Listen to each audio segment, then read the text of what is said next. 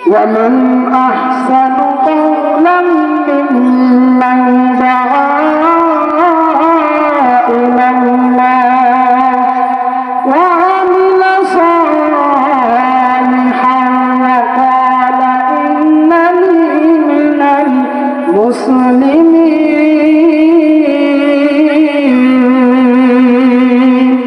আল্লাহ রাব্বুল আলামিন বলেন তার কথার চাইতে উত্তম কথা আর কার হতে পারে ওমান আহসানু কাওলাম মিম্মান দাআ ইলাল্লাহ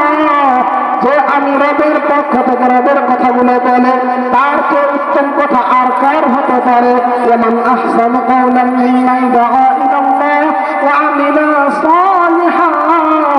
এবং নেক কাজ করে আল্লাহ রাব্বুল আলামিন বলতেছেন এক নম্বর আমি রবের দিকে মানুষদেরকে দাওয়াত দেয় আমি রবের দিকে মানুষকে ডাকে এবং সে আমলে সালিহা করে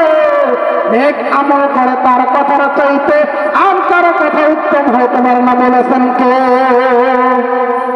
আল্লাহ রাব্বুল আলামিন বলতেছেন তার কথার চাইতে উত্তম কথা আর কারো হতে পারে না ওয়ামান আহসানু কাওলাম মিম্মান দাআ ইলাল্লাহি ওয়া আমিলা সালিহান ওয়া ক্বালা ইন্নানী মিনাল মুসলিমিন আল্লাহ রাব্বুল আলামিন বলেন শুধু সে আমি রবের দিকে মানুষদেরকে ডাকে না